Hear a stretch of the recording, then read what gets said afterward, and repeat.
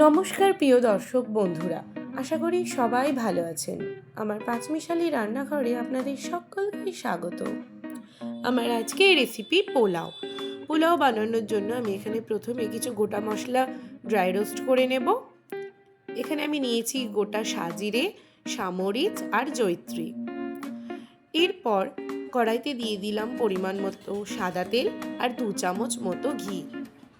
ভালোভাবে গরম হয়ে গেলে তাতে দিয়ে দিলাম গোটা গরম মশলা আর তেজপাতা। এরপরে ভিজিয়ে রাখা গোবিন্দভোগ চাল দিয়ে কিছুক্ষণ নাড়াচাড়া করে নিলাম।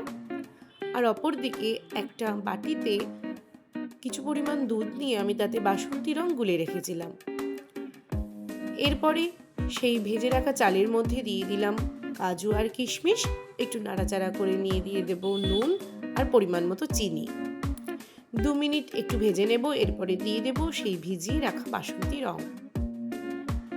অপরদিকে একটা প্রেসার কুকারে পরিমাণ মতো জল দিয়ে দিলাম। এরপরে দিয়ে দিলাম সেই ভেজে রাখা চাল। একটা সিটি দিয়ে আমি নামিয়ে নেব। এরপর সেই পোলাওটা আমি কড়াইতে নিয়ে নিয়েছি। আর প্রথমে যেই গোটা গরম মশলা আমি ড্রাই রোস্ট করে রেখেছিলাম সেটা ভালোভাবে গুঁড়ো করে নিয়েছি। সবশেষে সেটা আমি পোলাওয়ের ওপর ছড়িয়ে দেব।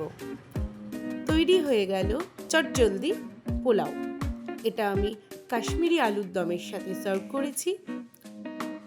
ভিডিওটি ভালো লাগলে লাইক, কমেন্ট, শেয়ার করতে একদম ভুলবেন না। আর অবশ্যই আমাদের চ্যানেলটিকে সাবস্ক্রাইব করে দেবেন।